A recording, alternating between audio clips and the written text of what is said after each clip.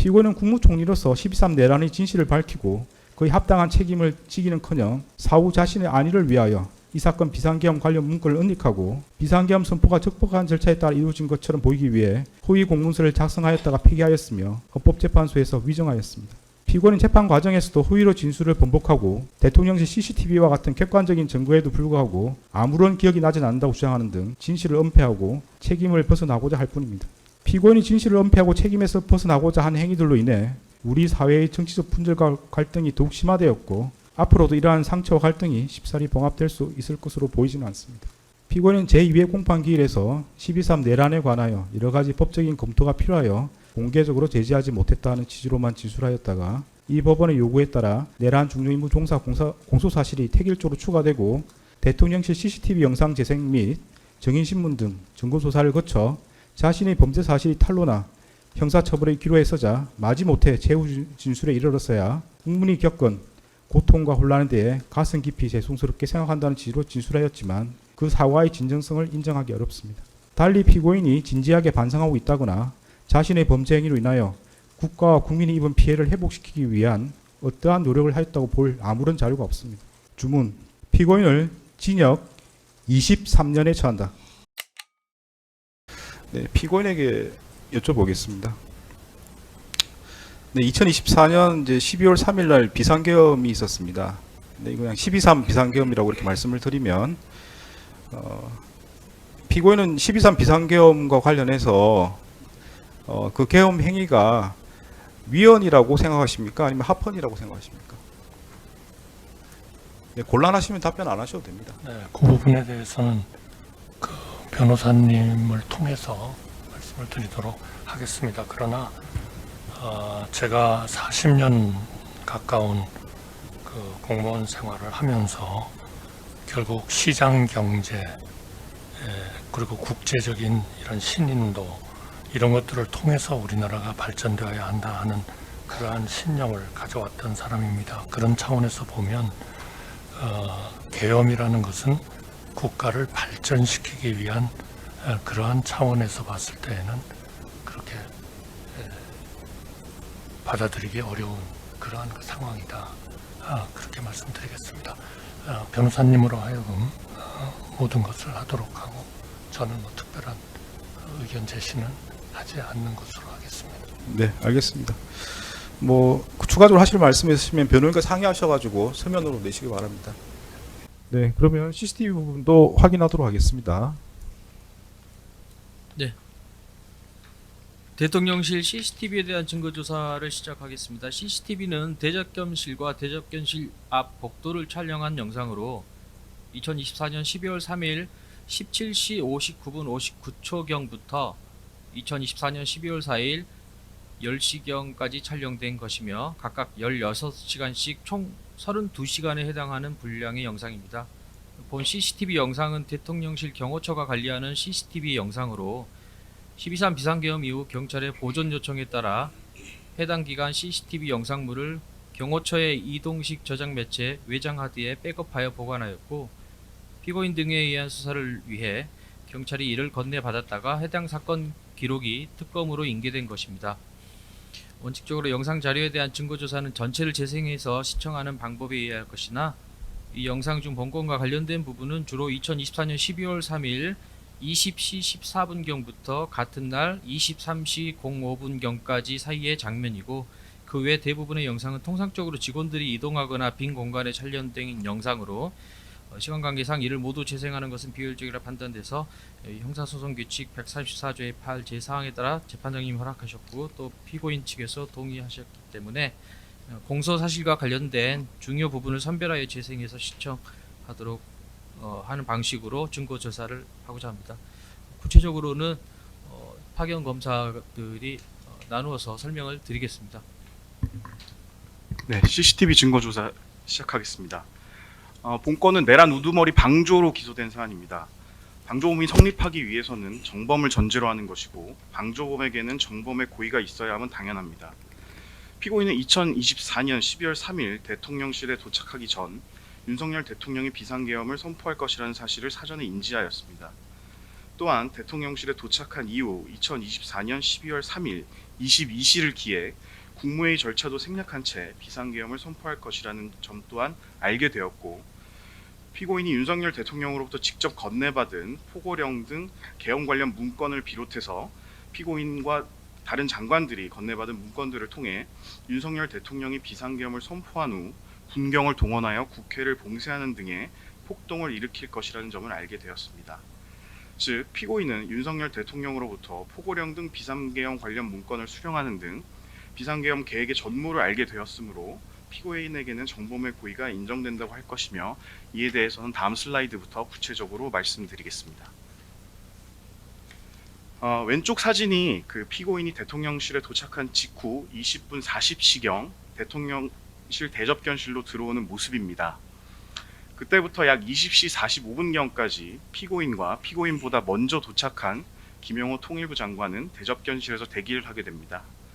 20시 40분경부터 20시 45분경 사이에 피고인이 김영호 장관에게 대통령께서 계엄을 선포하려는 것 같다라는 말을 하였다는 공소장 범죄사실 기재와 관련된 장면입니다. 그 대통령실 CCTV를 보면 피고인이 대통령실에 도착해서 엘리베이터에서 내린 후 대접견실에 들어올 때까지 다른 누구와도 대화한 사실은 없습니다. 결국 피고인은 대통령실에 오기 전 윤석열 대통령의 비상계엄 선포 계획을 인지하였음을 알 수 있습니다. 윤석열 대통령은 당초 피고인 등 일부 참모들에게만 비상계엄 선포 계획을 알린 후 비상계엄을 선포하려고 하였습니다. 피고인을 포함한 위 참모들은 집무실에서 윤석열 대통령으로부터 비상계엄 선포 계획 등을 듣고 지시사항을 수령한 후 20시 10분경 지시사항 문건 등을 소지한 채로 집무실에서 대접견실로 나오게 됩니다.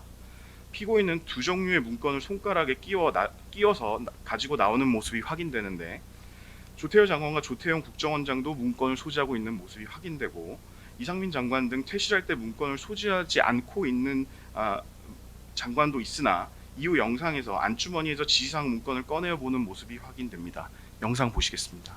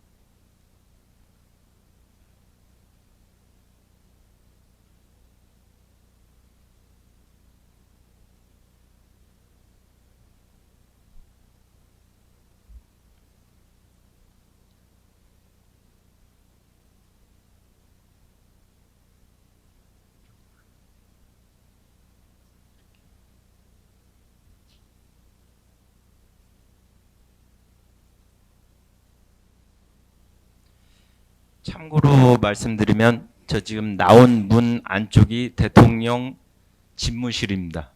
이쪽은 대접견실이고요.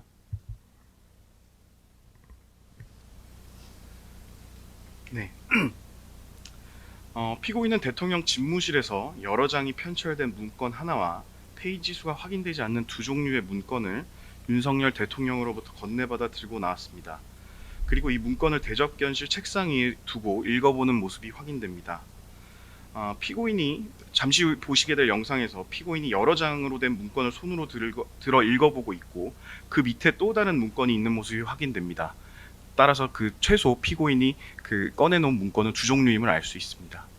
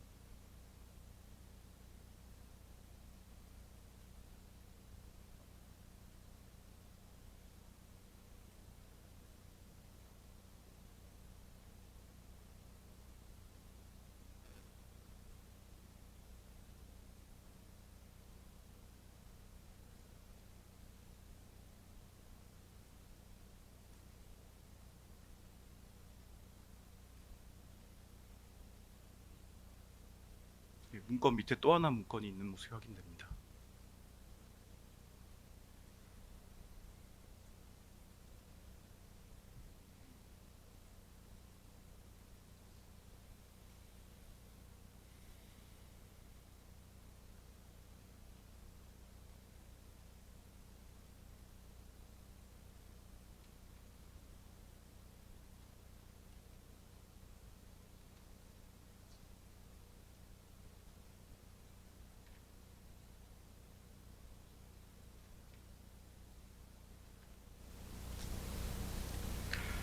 또한 피고인이 위 두 종류의 문건 이외에 윤석열 대통령으로부터 특별 지시 문건을 받았다는 점도 확인됩니다.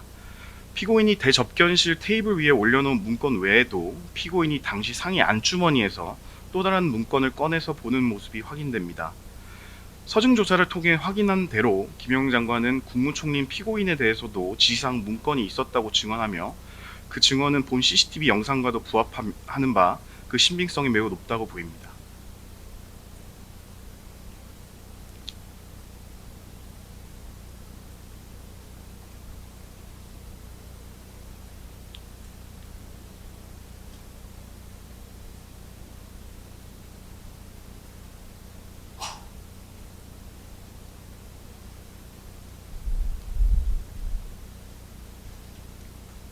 네, 본 장면은 위증 부분 공소사실과도 관련성이 있는 부분입니다. 네, 위 안쪽에 있는 그 이상민 장관을 한번 봐주십시오. 네,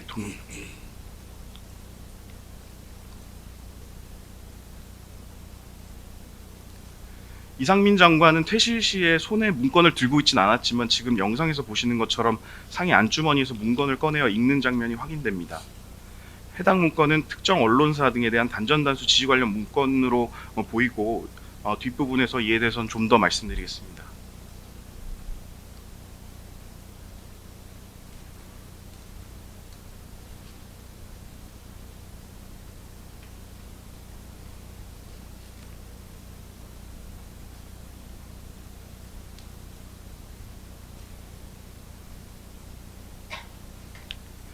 다음은 비상계엄 선포 이후 상황입니다. 비상계엄 선포 이후 윤석열 대통령이 다시 대접견실로 와서 비상계엄 선포에 대해서 참모들에게 설명을 하면서 비상계엄 선포 최상목 장관에게 지시사항이 담긴 문건을 건네주는 장면도 분명하게 확인됩니다.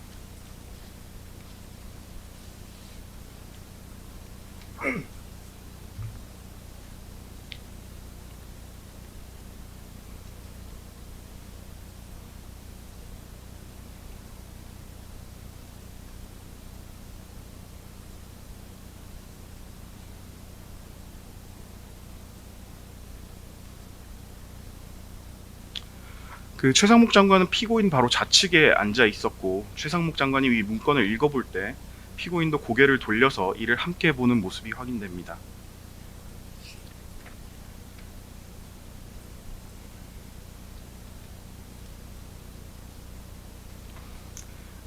그 최상목 장관에게 방금 건네준 지시사항 문건 내용은 우측과 같고 국회 기능을 마비시키는 내용이 포함되어 있습니다.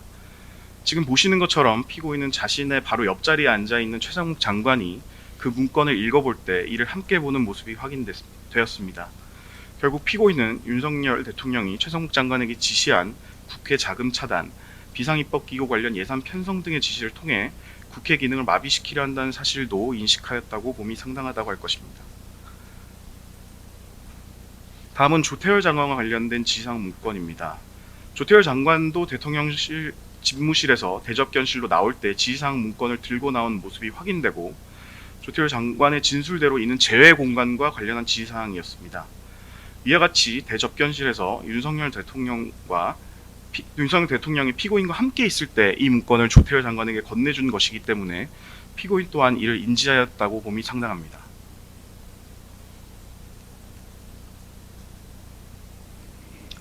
조태열 장관이 문건을 들고 나오는 모습입니다.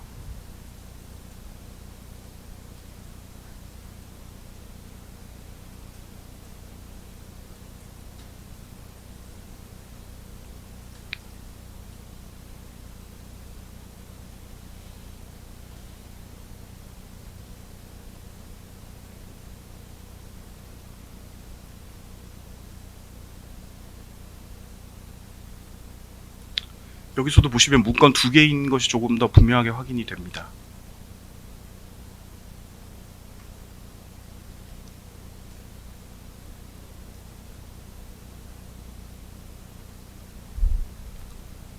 이것은 선포 이후 상황인데 조태열 장관이 본인이 받은 재해공간 관련된 지시사항 문건을 그대로 그 자리에 두고 일어납니다.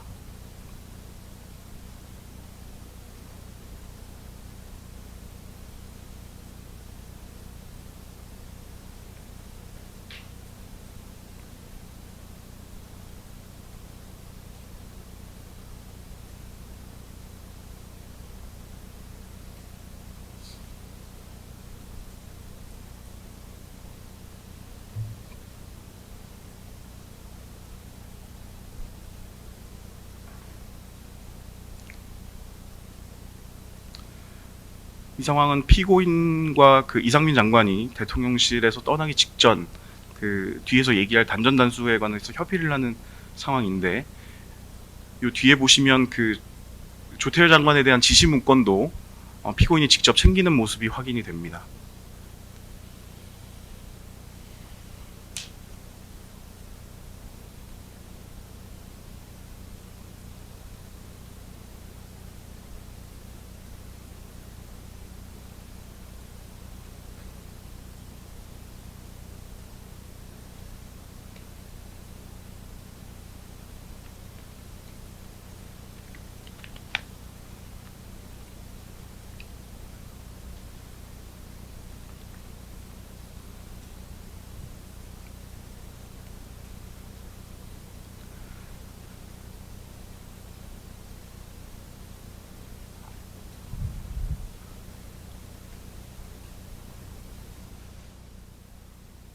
피고인이 관련 문건을 모두 들고 뒷주머니에 넣어서 나오는 모습입니다.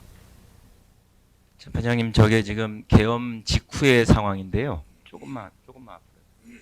그 이상민 장관이 지금 피고인과 대화하면서 웃는 모습이 확인이 됩니다. 다시 한번 좀 봐주시기 바랍니다.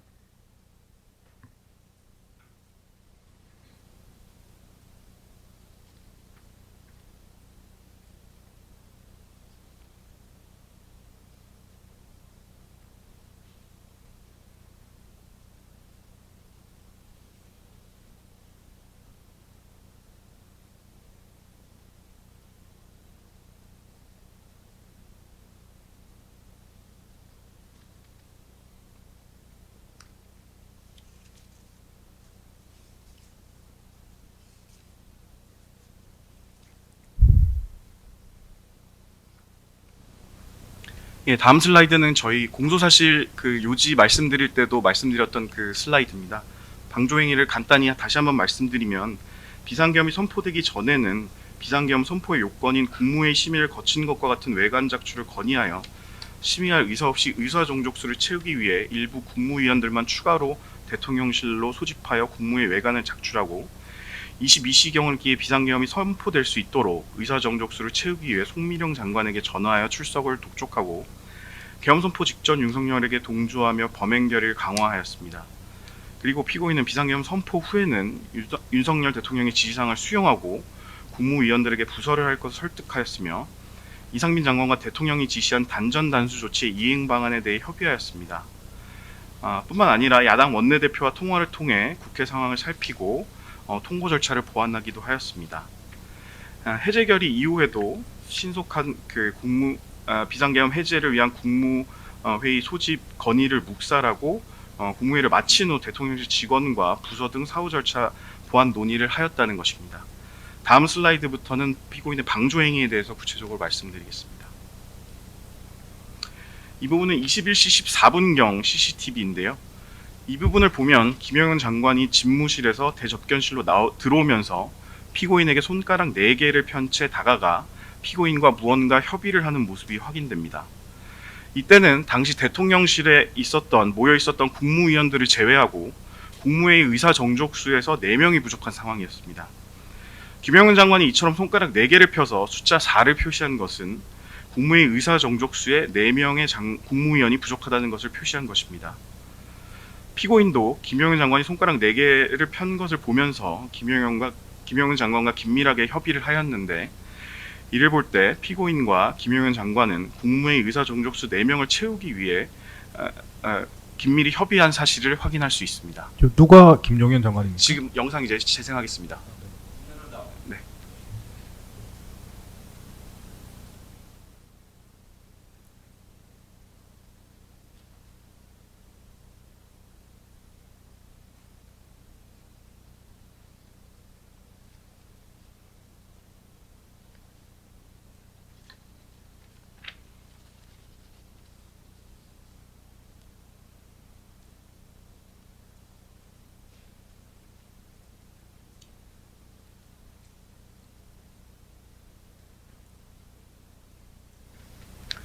네, 다음 영상을 보시면 이러한 국무회의 외관을 작출하려고 했다는 상황은 더욱 명확해집니다.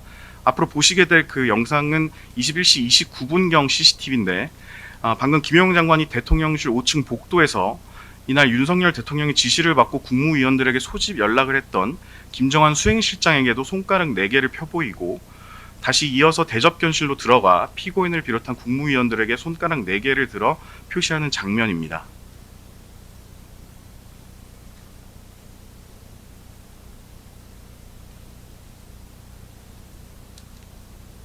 우측이 김용현 장관이고 좌측이 김정한 실장입니다.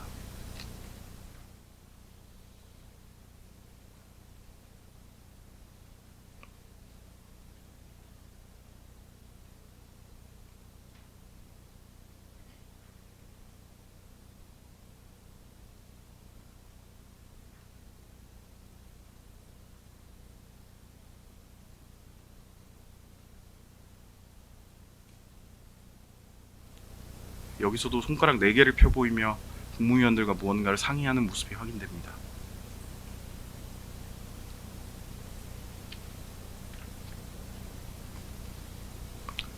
또한 21시 34분경의 CCTV를 보면 김용현 장관이 대접견실에 들어오면서 대통령실의 출입 조치를 담당하는 박종준 경호처장에게도 손가락 4개를 들어 표시하는 장면이 확인됩니다.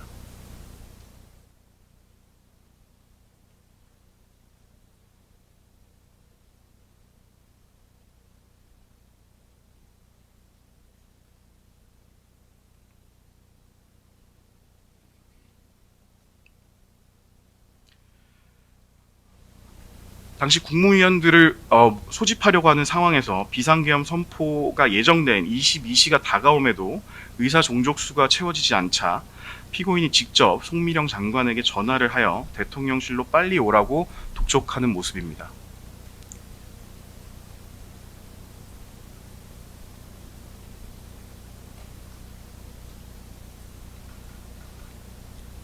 피고인의 손에 휴대전화를 들고 있는 모습이 확인됩니다.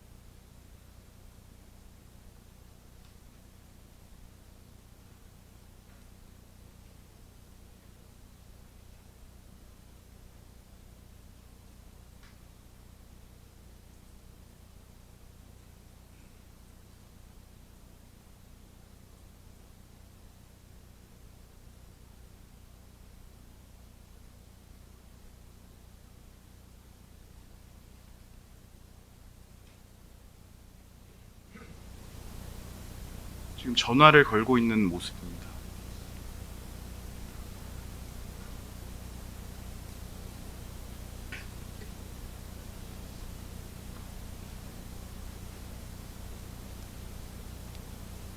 네, 통화가 시작됐습니다.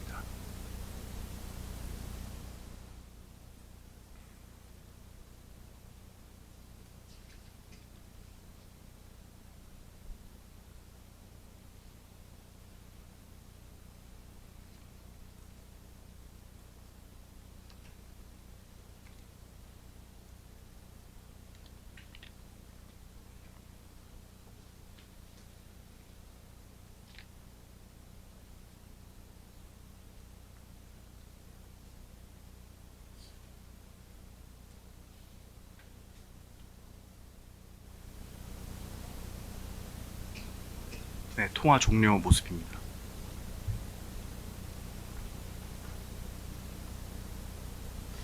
우측 영상은 동일한 영상이라서 넘어가도록 하겠습니다. 다음은 22시 12분경 상황입니다. 22시 12분에는 최성목 장관이 21시 57분경에 도착을 했고 22시 10분경에는 송미령 장관이 각각 도착을 해서 국무회의 의사정족수에 2명이 부족한 상황이었습니다.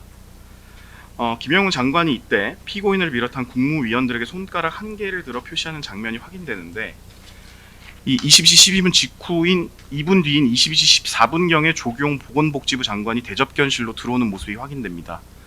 결국 이 상황은 김영현 장관이 조경 장관이 도착한 것을 알고 이제 의사정족수에 1명이 남았다는 뜻으로 손가락 1개를 들어 표시하는 것으로 보입니다.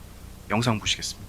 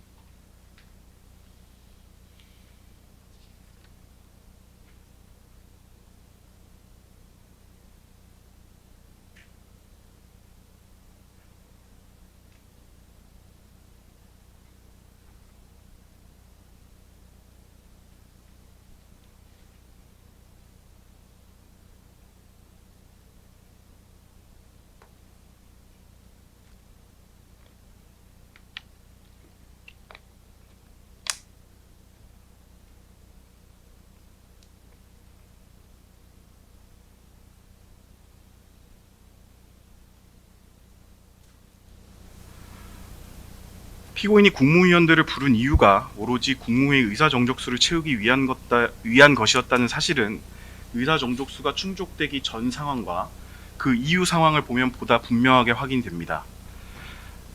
그 송민영 장관이 도착한 22시 05분경 직후에는 아직 의사정족수가 충족되지 않은 상황이었기 때문에 그때 윤석열 대통령이 비상계엄을 선포하기 위해 나가려고 하자 참석자들은 윤석열 대통령과 김영훈 장관에게 손을 흔들어 말리는 모습이 확인되고 이후 김영훈 장관은 김정한 부속실장과 무엇인가 의사정족수를 채우기 위해 상의하는 모습이 확인됩니다. 실제로 위와 같이 김영훈 장관과 김정한 실장이 상의한 후 대통령실 부속실 여직원이 22시 8분경에 오영주 장관에게 전화를 걸어 빨리 오라는 독촉을 하기도 하였습니다.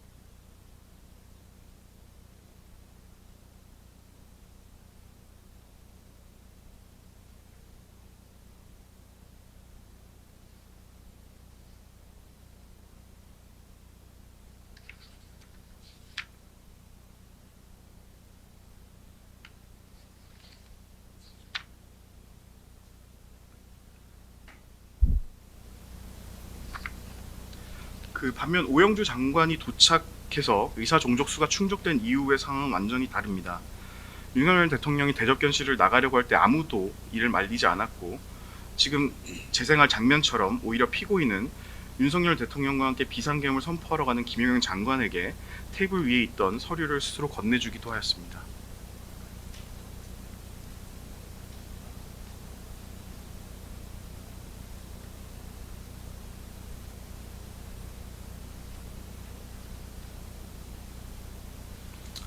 오로지 의사 정족수를 채울 목적으로 국무위원을 소집한 것임을 알 수 있습니다. 다음은 비상계엄을 선포하기 직전에 윤석열 대통령과 대접견실의 모습인데, 윤석열 대통령은 22시 18분경에 국무위원들을 상대로 비상계엄 선포의 당위성 등을 말하면서 비상계엄을 선포하기 위해 자리에서 일어납니다. 그 과정에서 피고인은 오히려 고개를 끄덕이며 윤석열 대통령에 동조하는 듯한 모습도 확인되었습니다.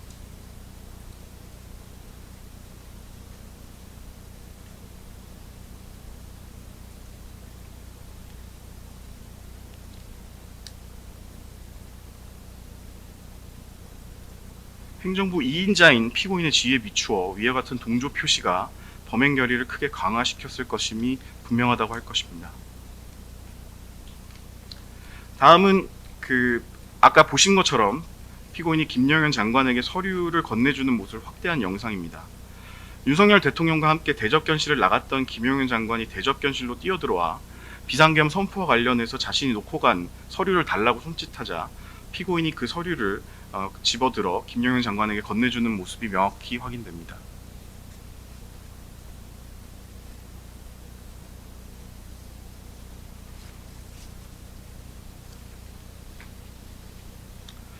이처럼 피고인은 비상계엄 선포를 막기 위해 국무회의 소집을 건의한 것이라고 주장하지만 CCTV에 촬영된 피고인의 행동은 피고인의 주장과는 너무나 다릅니다.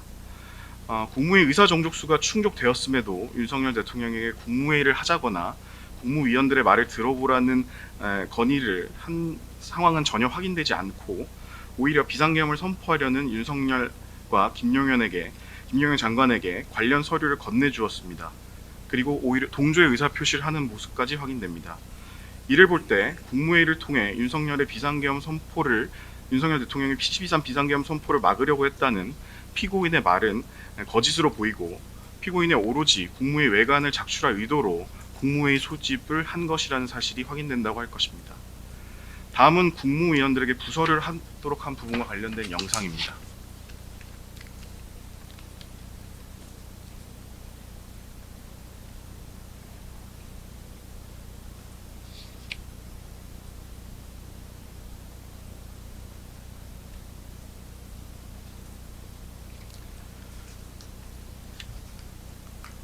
이 장면은 비상계엄 선포 이후 장면인데 이상민 장관이 강의구 부속실장을 불러서 부서 준비 관련 논의를 하는 모습입니다.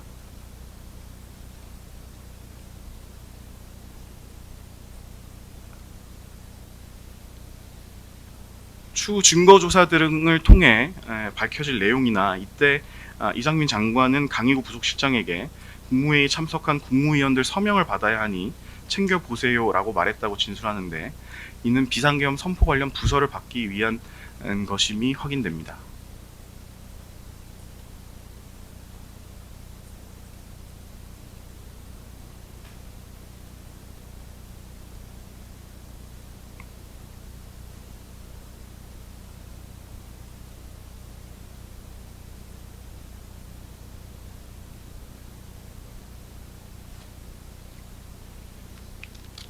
이러한 상황에서 피고인은 국무위원들의 부서를 받기 위해 서명에 반대하는 국무위원들을 설득하기까지 하였습니다.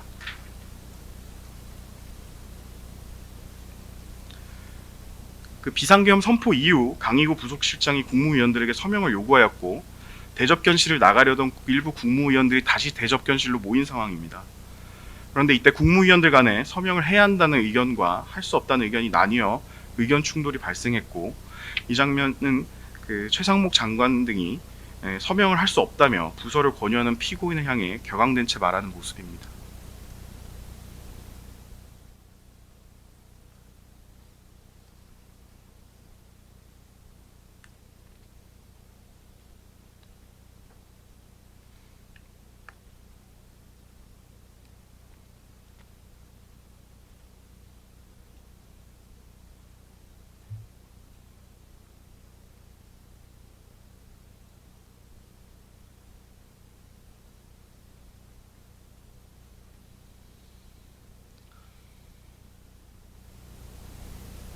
피고인이 서명을 권유하고 있는 모습으로 보입니다.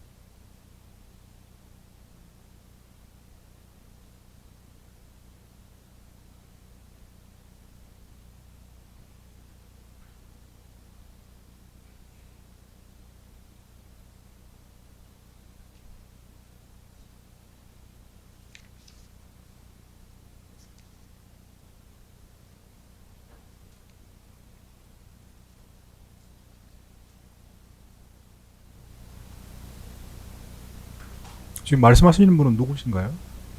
뒤에 보이는 네네. 오영주 중기부 장관입니다.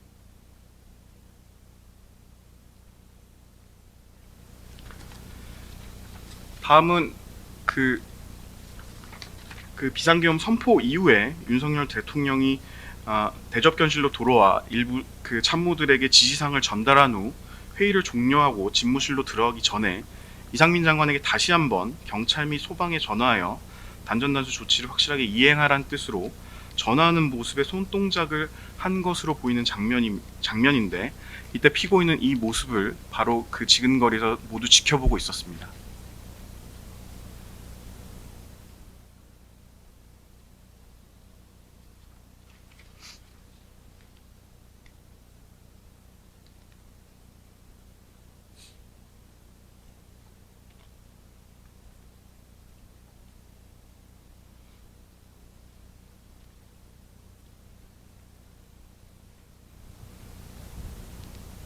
지금 전화하라는 손동작 모양의 표시입니다.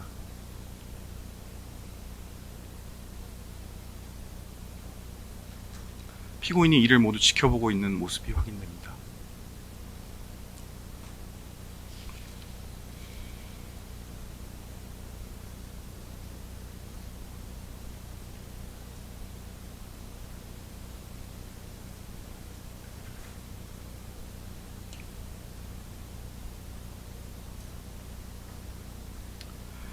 다음 모습은 앞서 보신 것처럼 그 부서와 관련하여 국무위원들 간의 논의 후에 국무위원들이 그 대접견실에서 퇴실하려고 하는 모습입니다.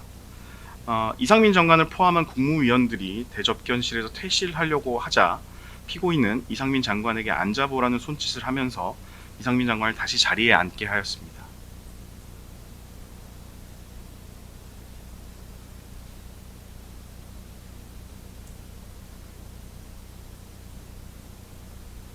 네, 이상민 장관에게 앉아보라고 손짓하는 피고인 모습입니다.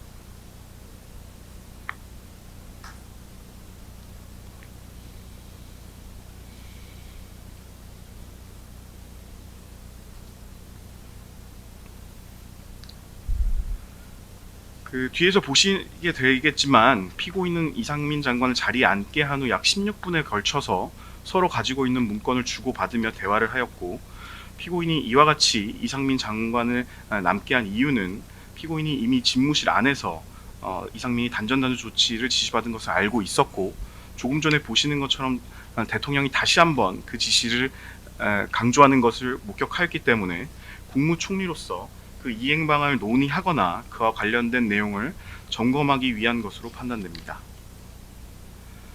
피고인은 이와 같이 이상민 장관과 단둘이 대접견실에 남아 약 16분간 각자 가지고 있는 문건을 손으로 짚어가며 상대방에게 설명하고 그 문건을 서로 돌려가며 읽기도 하였습니다.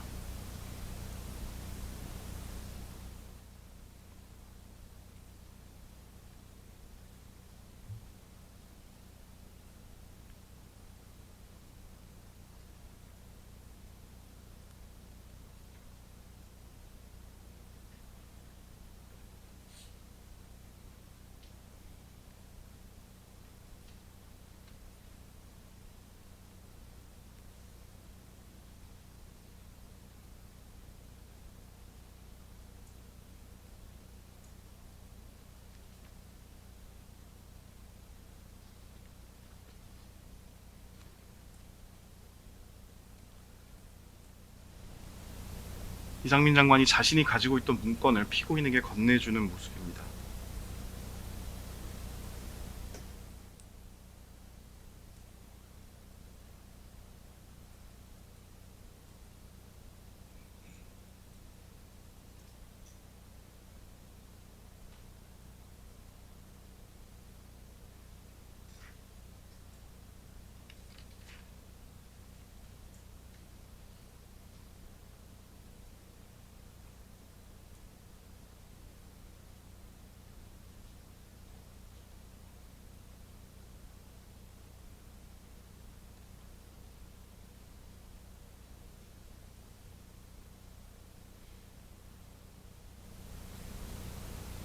피고인과 이상민 장관은 서로의 문건을 서로 돌려보며 손가락으로 짚어가면서 무엇인가를 긴밀하게 논의하는 모습이 확인됩니다.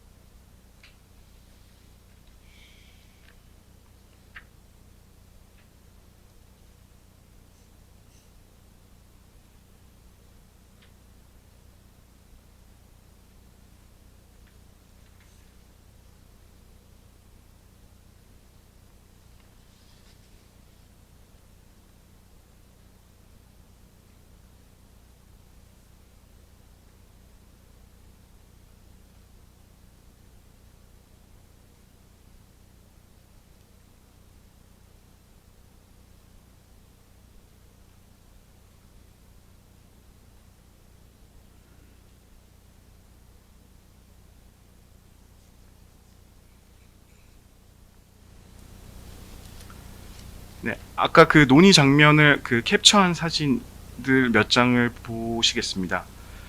이상민 장관이 상의 안주머니에서 꺼낸 문건을 피고인에게 보여주는 모습입니다. 이상민 장관이 가지고 있던 문건 한 장을 피고인에게 건네주는 모습입니다. 피고인이 이를 읽어보고 확인하는 모습입니다. 이와 관련하여 피고인과 이상민 장관은 긴밀히 협의를 하는 모습이 확인되는데, 이때 이상민 장관이 웃고 있던 모습도 확인이 됩니다.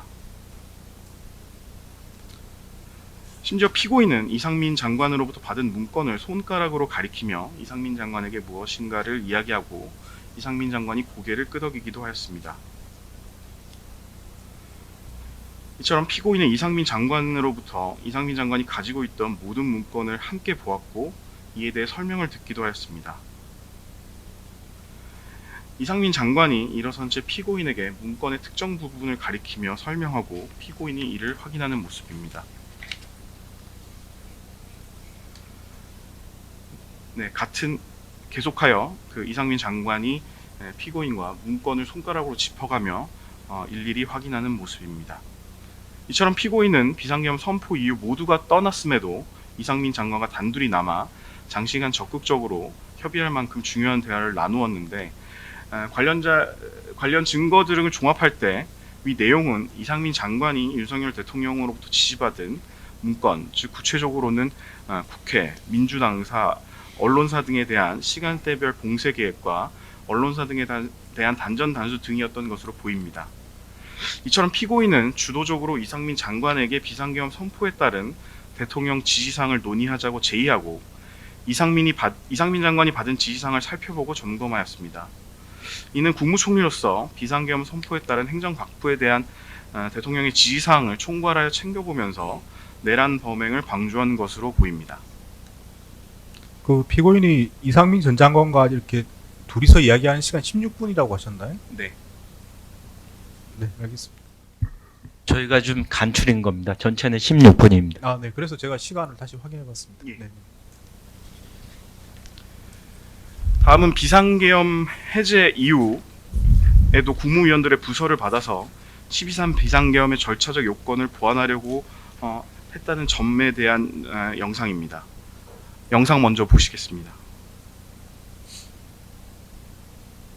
지금 결재판을 들고 피고인에게 다가가는 사람이 대통령실 강희구 부속실장입니다. 이때 보시면 피고인과 강희구 부속실장이 비상계엄 해제를 위한 국무회의가 종료된 이후에도 복도에서 서류를 보면서 무언가 긴밀하게 논의하는 모습이 확인됩니다.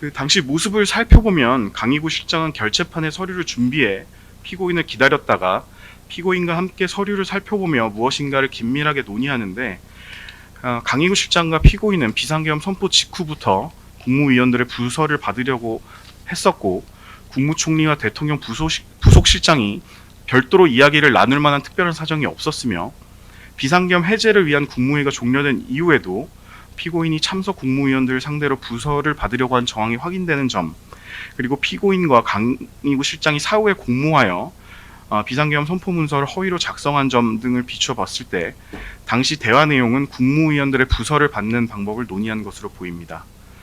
즉 피고인은 이와 같이 비상계엄 선포 전부터 비상계엄 선포 후 심지어 국회 해제 요구에 따라 비상계엄이 해제된 이후 시점까지 지속적으로 12.3 비상계엄의 절차적 정당성을 보완하려고 하는 등 어떻게든 이를 도우려고 했던 모습이 확인됩니다. 다음으로 그 위증과 관련돼서 한 부분만 더 영상을 재생하도록 하겠습니다. 그 피고인이 이제 부인하는 부분과 관련된 부분인데 김영현 장관이 이상민 장관에게 비상계엄 관련 문서를 건네주는 것을 본 적이 없다는 부분과 관련된 모습입니다. 그 22시 16분경 영상으로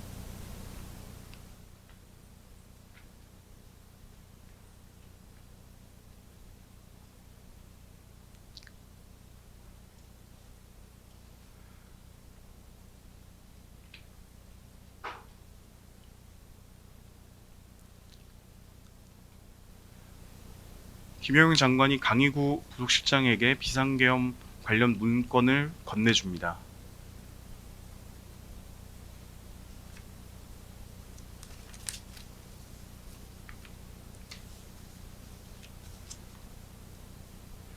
그리고 강희구 부속실장은 이를 여러 부 복사해서 다시 대접견실로 들어옵니다. 이후 김영현 장관에게 그 서류를 건네주고 김영현 장관이 이 문서를 이상민 장관에게 건네주고 있습니다. 그리고 피고인은 이를 목격하였음이 확인됩니다.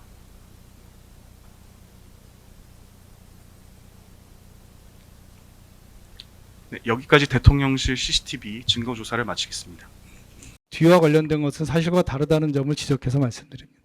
네, 말씀하신 부분은 저희가 CCTV 내용도 기억하고 있습니다. 기억하고 있고 조태일 장관 진술도 다 기억하고 있습니다. 네, 네, 더 하실 말씀 없으시죠?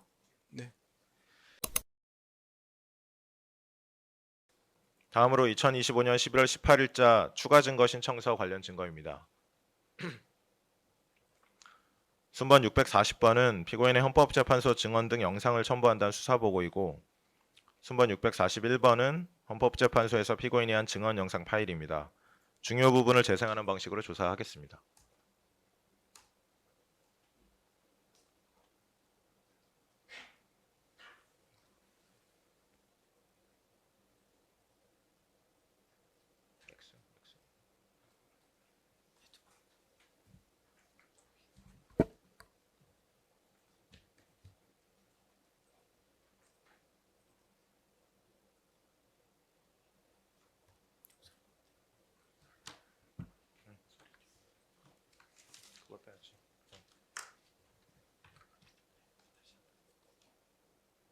증인은 당시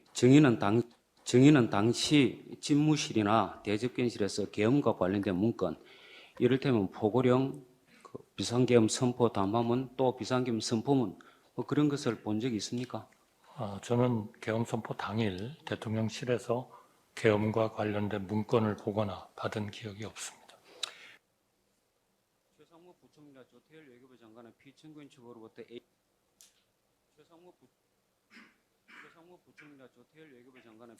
그 영상 재생 과정에서 추가적인 재생이 필요하시면 언제든지 말씀하십시오. 그 부분은 추가 재생하도록 하겠습니다. 최상무 부총리와 아니라 조태열 외교부 장관은 피청구인 측으로부터 A4 문건을 받았다고 하였고 김여행 장관은 이 재판정에서 증언을 하면서 이상민 장관과 행안부 장관 그리고 국정원장 증인에게도 문건을 주었다고 하는데 증인은 그 당시 특별한 문건 받은 사실이 없습니까? 저는 특별한 문건을 받은 사실이 없습니다. 이상민 행안부 증인은 당시 이상민 행안부 장관에게 김용현 장관이 이 문건 주는 거 그런 거 본 적 없습니까? 문건 주는 거를 보지 못했습니다. 네, 마지막 화면은 소리가 잘 안 들리는데요? 아니면 뭐 그 내용을 이상민 말씀 행안부 장관에게 김용현 장관이 이 문건 주는 거 그런 거 본 적 없습니까? 문건 주는 거를 보지 못했습니다.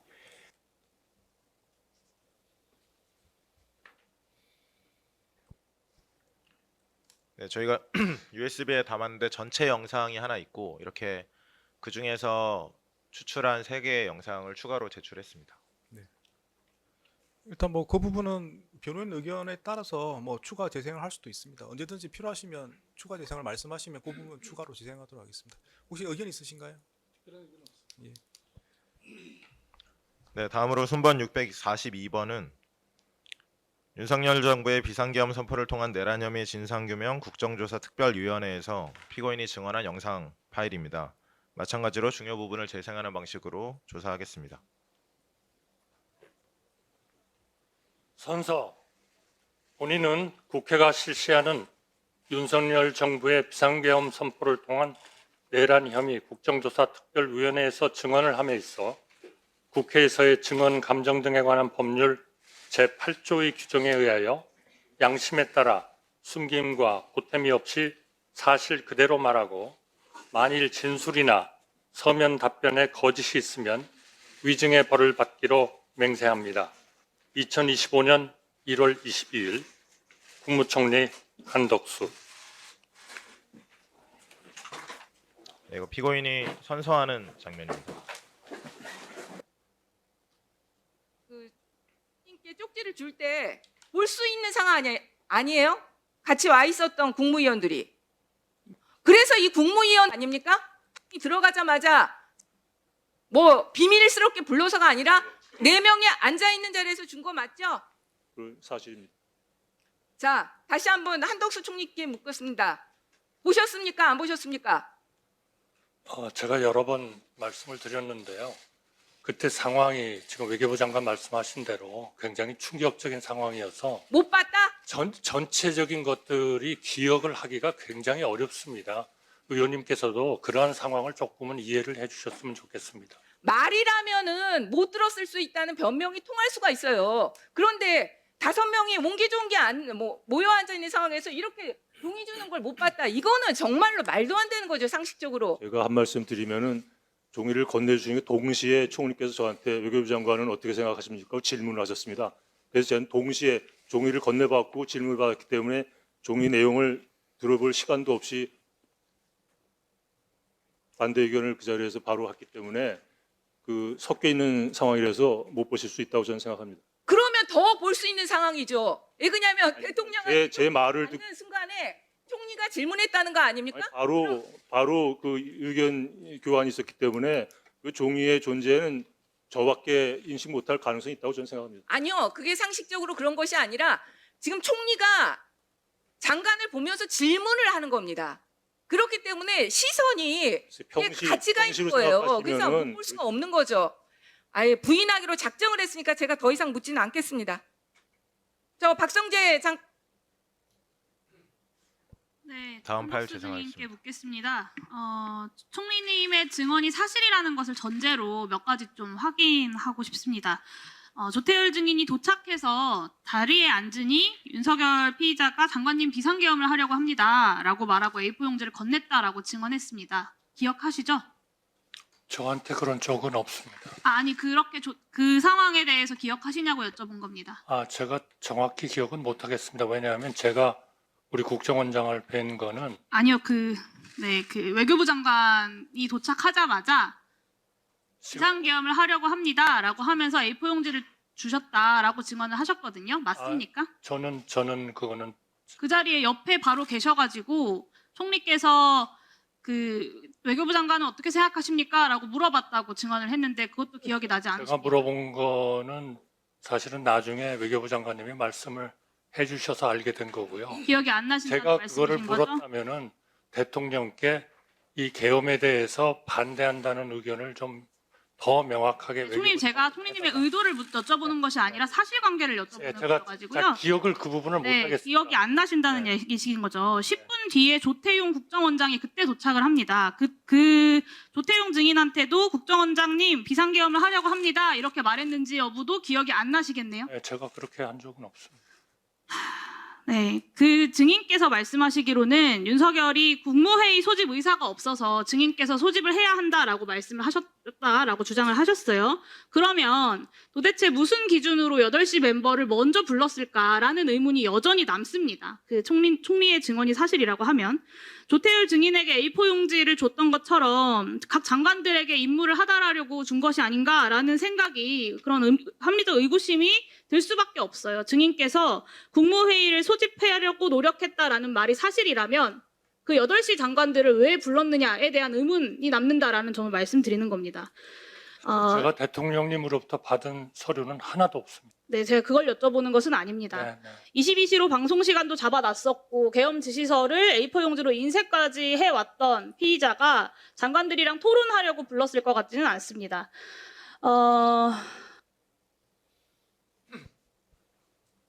네, 이 정도 재상하겠습니다. 네, 의견 있으십니까?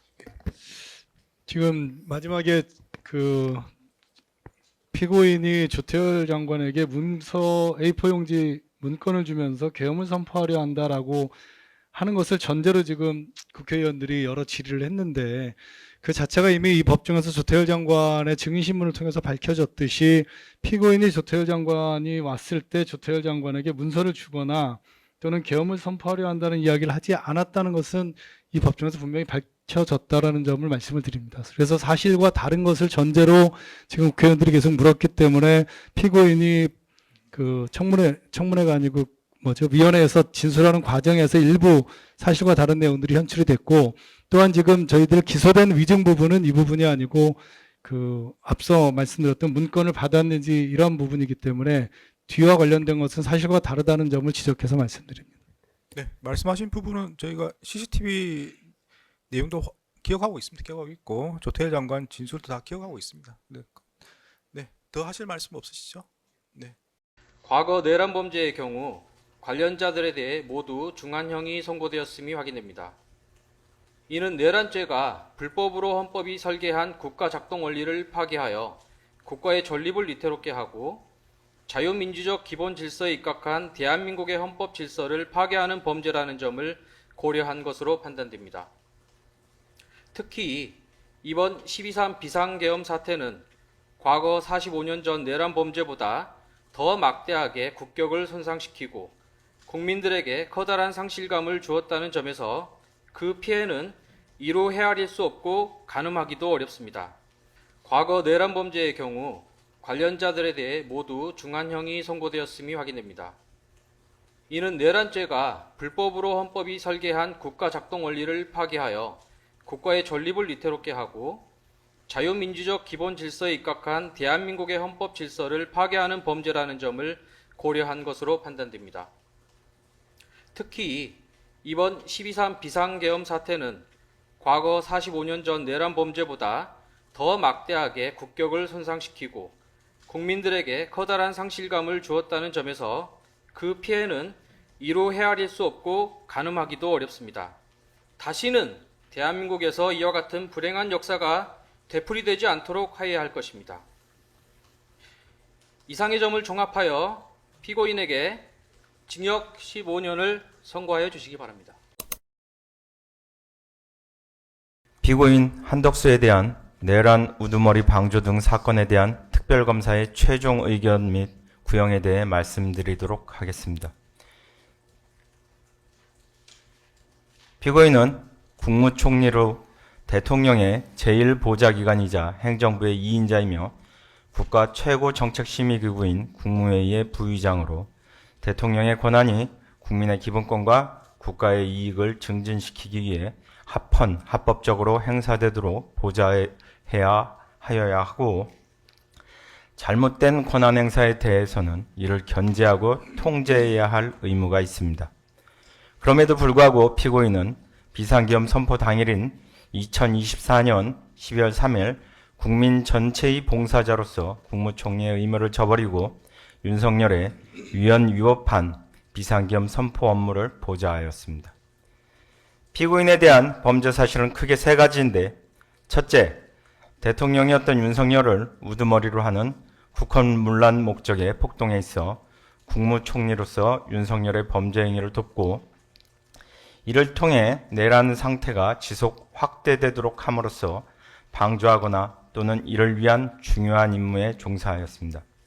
둘째, 실질적 절차적 요건을 갖추지 못한 윤석열의 비상계엄 선포에 절차적 정당성을 부여하고자 윤석열 등과 공모하여 정당한 절차를 거쳐 비상계엄이 선포된 것처럼 허위의 비상계엄 선포 관련 문서를 작성하였다가 비상계엄 사태와 관련한 수사가 개시되자 오히려 사후에 문서를 작성한 것이 문제가 될 것으로 우려되자 대통령 기록물이자 공용서류인 위 문서를 임의로 폐기하였습니다.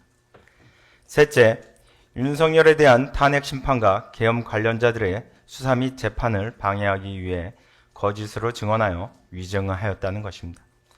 본 사건은 헌정사상 초유의 현직 대통령에 의한 내란 범행에 있어 대통령의 위헌적이고 자의적인 권한 행사를 견제하고 올바른 정책 결정이 내려지도록 해야 할 헌법상 의무가 있는 국무총리가 오히려 이에 가담하여 윤석열의 비상계엄 선포 및 내란 범행에 가담한 사안으로 국무총리인 피고인이 헌정질서와 법치주의를 파괴한 사건으로서 그 죄책이 매우 중하며 다시는 이러한 불행한 역사가 되풀이되지 않도록 피고인에 대한 엄중한 처벌이 불가피하다고 생각됩니다.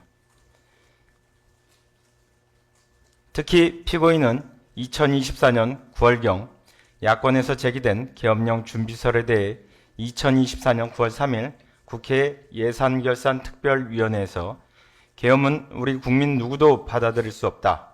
계엄이 가능하다고 생각한 분들은 정상적인 분이 아니다. 여소야대 상황에서 계엄을 선포한다는 것은 결국 국회의 기능을 정지시킨다는 얘기냐고 발언한 바 있습니다. 즉, 피고인은 12월 3일 상황이 비상계엄 선포 요건에 해당하지 않는다는 사실, 우리 헌법상 국회의 계엄 해제 요구가 있으면 지체 없이 계엄을 해제해야 하므로 여소야대 상황에서 비상계엄을 선포하는 경우 국회 봉쇄 등 국회 기능을 정지하는 조치가 수반될 수밖에 없다는 사실, 국회 기능이 마비되면 계엄 사태가 장기화되고 권력자에 의한 소위 친위 쿠데타는 권력 독점으로 이어진다는 사실을 이미 잘 알고 있었습니다. 그럼에도 피고인은 윤석열의 내란 범행에 가담하였습니다.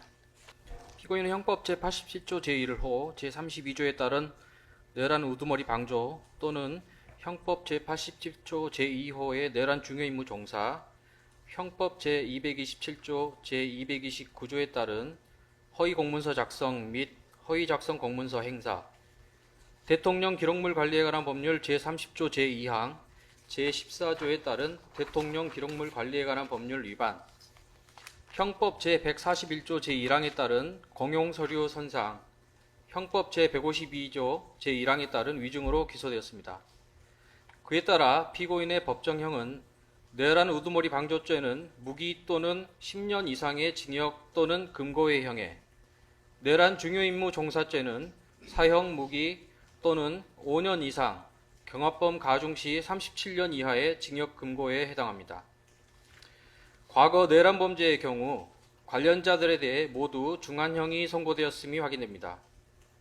이는 내란죄가 불법으로 헌법이 설계한 국가 작동 원리를 파괴하여 국가의 존립을 위태롭게 하고 자유민주적 기본 질서에 입각한 대한민국의 헌법 질서를 파괴하는 범죄라는 점을 고려한 것으로 판단됩니다. 특히 이번 12.3 비상계엄 사태는 과거 45년 전 내란 범죄보다 더 막대하게 국격을 손상시키고 국민들에게 커다란 상실감을 주었다는 점에서 그 피해는 이로 헤아릴 수 없고 가늠하기도 어렵습니다. 또한 사회적 발전 단계만 놓고 보더라도 과거 내란 범죄가 권위주의에서 민주주의로 발전하는 기회를 박탈한 것이었다면 번건 내란 범행은 수십 년간 대한민국이 쌓아온 민주화의 결실을 한순간에 무너뜨리고 우리나라의 국제 신인도 및 국가 경쟁력을 추락시키는 결과를 초래하였습니다.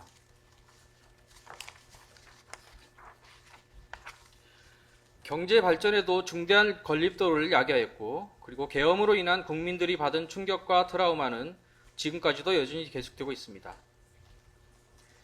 해외 사례를 놓고 보더라도 내란죄가 국민의 기본권에 대한 중대한 위해를 야기하고 위와 같이 국민의 기본 질서와 근간을 해하는 범죄라는 점에서 단순히 모의에만 참여한 경우라고 하더라도 20년 이상의 중한형으로 처벌하였음을 알 수 있습니다. 한편 피고인에 대한 양형과 관련하여 과거 5.17 내란 사건의 가담자인 주영복 전 국방부 장관에 대한 판결문 설시 내용은 오늘날 시사하는 바가 크다고 할 것입니다. 당시 계엄 확대, 국회 폐쇄 등에 관여한 주영복 국방부 장관에 대해 법원은 징역 7년을 선고하면서 그 양형 사유로 다른 사람의 힘에 밀려 그 소임을 다하지 못하였다고 변명하는 것은 하려의 일이고, 피고인들과 같이 지위가 높고 책임이 막중한 경우에는 이러한 변명이 용납되지 않는다라고 판시한 바 있습니다. 마찬가지로 본건에 있어 행정부 2인자로서 국무총리였던 피고인의 납득할 수 없는 거짓 변명은 그 자체로 용서받을 수 없을 뿐만 아니라 용납되지도 않는다고 할 것입니다.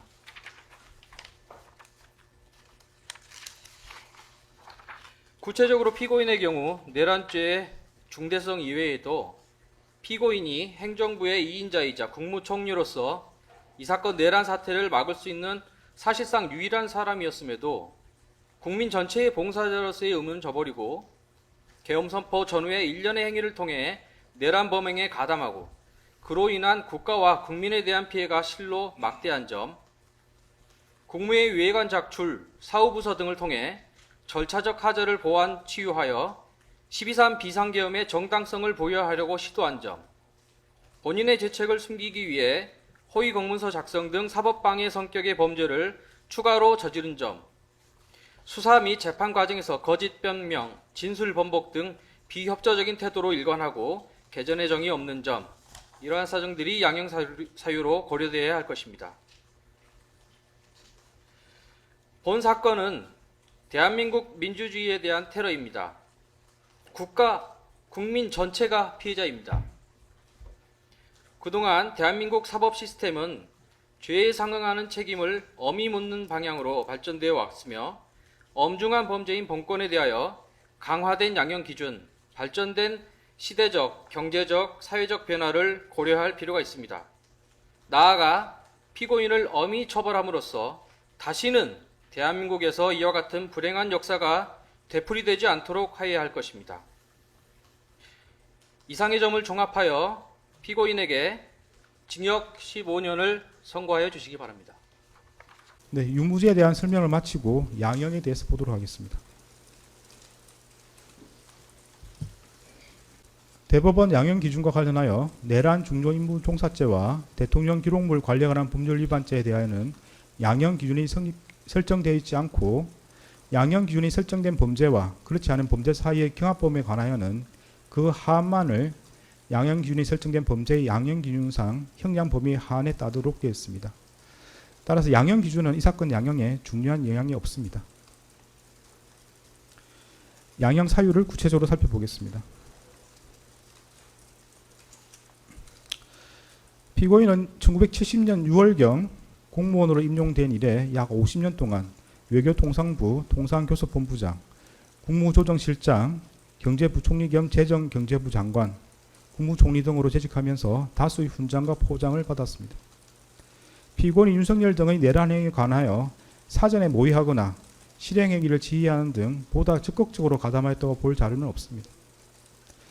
피고인은 국회에서 비상계엄 해제 요구안이 의결되자 이 사건 비상계엄을 해제하기 위한 국무회의를 소집 주재하였고 그에 따라 비상계엄이 약 6시간 만에 해제되었습니다. 피고인은 현재 만 79세의 고령임에도 벌금형을 포함하여 아무런 형사처벌을 받은 전력이 없습니다. 피고인은 최근에 이르러 경도 인지장애와 우울증을 진단받아 그에 따른 치료가 필요하고 피고인의 배우자는 독립적인 고동이 어려워 피고인의 돌봄과 간호가 필요하다는 내용의 관련 자료가 재판부에 제출된 바는 있습니다. 그러나 이러한 사정이 있더라도 다음과 같은 점을 고려하면 피고인에게 엄한 처벌을 하는 것이 타당하다고 보입니다. 윤석열이 2024년 12월 3일 비상계엄을 선포하고 이에 근거하여 헌법에 따라 보장되는 의회, 정당 제도 등을 부인하는 내용의 위헌위법한 포고령을 발령하며 군 병력과 경찰 공무원을 동원하여 국회 중앙선관위 등을 점거, 출입 통제하거나 압수수색한 행위는 앞서 본 바와 같이 형법 87조에서 정하는 내란 행위에 해당합니다. 이러한 12.3 내란은 국민이 선출한 권력자인 윤석열 전 대통령과 그 추정 세력에 의한 것으로서 성격상 위로부터의 내란에 해당하는데 이러한 형태의 내란은 이른바 친위 구테타라고도 불립니다. 세계사적으로 살펴보면 이러한 친위 구테타는 많은 경우 성공하여 권력자는 독재자가 되었고 국민의 생명과 재산과 같은 기본권은 본질적으로 침해되었으며 국가의 경제와 외교는 심각한 타격을 받았고 독재자의 권력이 약해지는 시기가 되면 내전과 같은 전쟁이나 정치투쟁으로 국가와 사회 전반이 회복하기 어려운 혼란에 빠지는 사례를 많이 볼 수 있습니다. 12.3 내란은 이러한 위로부터의 내란에 해당되는 점에서 그 위험성의 정도가 아래로부터의 내란과 비교할 수 없습니다. 왜냐하면 무엇보다도 국민이 선출한 권력자가 헌법과 법률을 경시하고 이를 위반하는 내란 행위를 함으로써 국민이 가진 민주주의와 법치주의에 대한 신전 자체를 뿌리채 흔들기 때문입니다. 현재 우리 주위에는 민주적 기본 질서에 대한 중대한 침해가 있거나 이를 파괴하려는 시도가 있고 이미 유효한 구제수단이 남아있지 않는 그러한 극단적인 상황에서나 논의되는 저항권을 평상시에 아무렇지도 않게 주장하는 사람들, 헌법과 법률에 정한 바 없어 위헌위법한 주장에 불과한 계몽적 계엄, 잠정적 계엄, 경고성 계엄을 당연하듯 주장하는 사람들, 지난 2025년 1월 19일 발생한 서울 서부지방법원 폭동사건과 같이 자신의 정치적인 입장을 위해서는 헌법과 법률을 쉽사리 위반할 수 있고 그 과정에서 다른 사람에 피해를 줄 수 있는 상황이 당연하다고 생각하는 사람들, 민주주의의 근본이 되는 선거제도를 정당한 근거 없이 부정하는 사람들이 있습니다. 12.3 내란은 이와 같이 잘못된 주장이나 생각을 양산하거나 그 상태를 더욱 심각하게 만들었습니다. 이러한 점에서 아래로부터의 내란에 해당하는 기존 내란 사건에 관한 대법원 판결들은 위로부터의 내란에 가담한 피고인에 대한 형을 정함에 있어 기준으로 삼을 수 없습니다. 그리고 기존 내란 사건이 발생하였던 시기와 12.3 내란이 발생한 시기에 대한민국의 국제적인 위상은 비교할 수 없을 정도로 차이가 납니다. 현재 대한민국은 세계적으로 선진국으로 인정받고 있고 이에 따라 국제무역과 국제정치 등에 있어서 그 위상도 기존과 비교할 수 없습니다. 이러한 대한민국에서 친위 구테타가 발생했다는 사실로 인하여 생긴 경제적, 정치적 충격은 기존 내란 행위와는 비교할 수 없을 정도에 이른다고 보입니다. 이러한 점에서도 기존 내란 사건에 관한 대법원 판결들은 피고인에 대한 형을 정함에 있어 기준이 될 수 없습니다.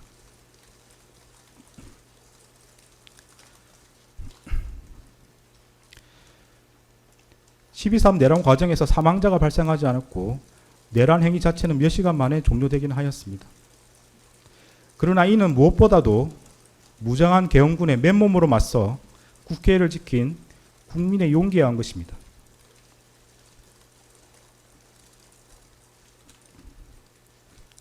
이에 더하여 이러한 국민의 저항을 바탕으로 신속히 국회에 진입하여 비상계엄 해제 요구안을 의결한 일부 정치인들의 노력, 대한민국 역사에 있었던 내란의 암울한 기억을 상기하면서 위법한 지시와 명령에 저항하거나 혹은 어쩔 수 없이 이를 따르더라도 소극적으로 참여한 일부 군인과 경찰 공무원의 행동에 의한 것입니다.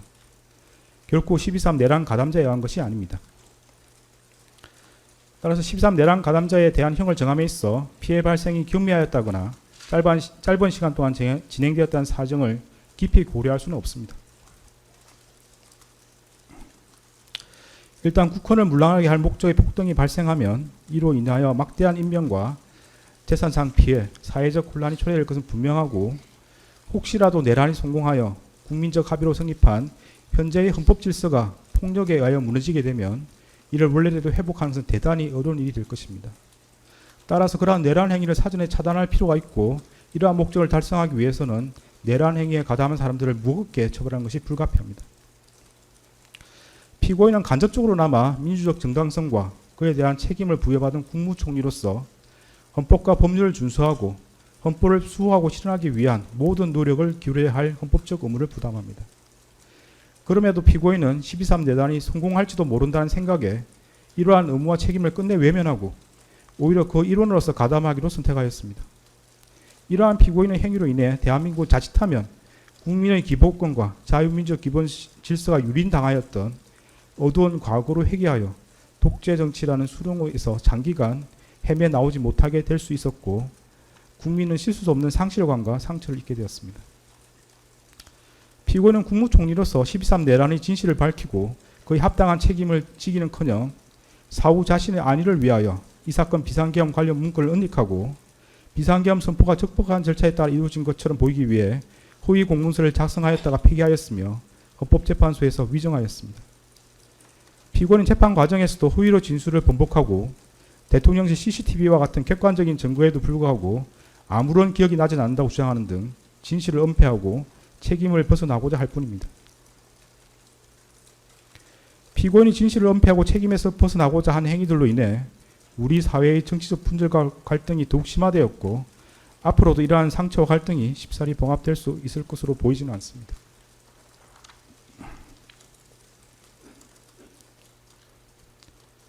피고인은 제2회 공판기일에서 12.3 내란에 관하여 여러 가지 법적인 검토가 필요하여 공개적으로 제지하지 못했다는 취지로만 진술하였다가 이 법원의 요구에 따라 내란 중요임무 종사 공소사실이 택일조로 추가되고 대통령실 CCTV 영상 재생 및 증인신문 등 증거조사를 거쳐 자신의 범죄 사실이 탄로나 형사처벌의 기로에 서자 마지못해 최후 진술에 이르렀어야 국민이 겪은 고통과 혼란에 대해 가슴 깊이 죄송스럽게 생각한다는 취지로 진술하였지만 그 사과의 진정성을 인정하기 어렵습니다. 달리 피고인이 진지하게 반성하고 있다거나 자신의 범죄 행위로 인하여 국가와 국민이 입은 피해를 회복시키기 위한 어떠한 노력을 하였다고 볼 아무런 자료가 없습니다. 이러한 점과 그 밖의 양의 조건이 되는 여러 사정을 종합적으로 고려하여 주문과 같이 형을 정합니다.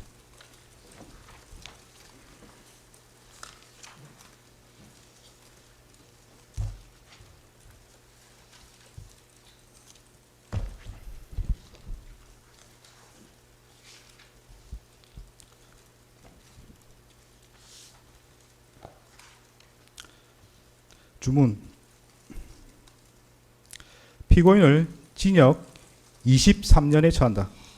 이 사건 공소 사실 중 허위 작성 공문서 행사의 점은 무죄. 판결에 불만이 있으면 일주일 이내에 항소장을 제출해서 다툴 수 있습니다. 항소하는 경우는 서울고등법원에서 재판이 진행됩니다. 무죄 부분이 있습니다. 관련해서 안대문을 제공하고 주문의 무죄로 표시된 부분에 대해서는 관보나 신문 등에 이를 기재할 수 있습니다. 그런 절차를 원합니까? 피고인한테 묻습니다. 무죄 부분을 신문이나 관보 등에 게시하기를 원합니까? 특별히 그럴 계획 없습니다.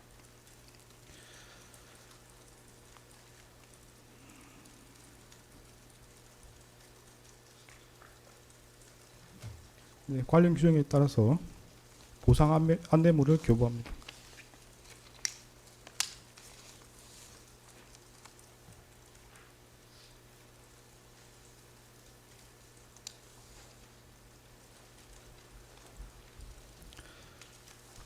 네, 다음은 법정 구속 여부를 판단하기 위해서 신문 절차를 진행하겠습니다. 네, 이 부분은 의무 중개 대상이 아닌 것으로 보이고 피고인의 사생활 보호 등을 고려해서 중개하지 않겠습니다. 그래서 중개는 여기서 중단하도록 하겠습니다.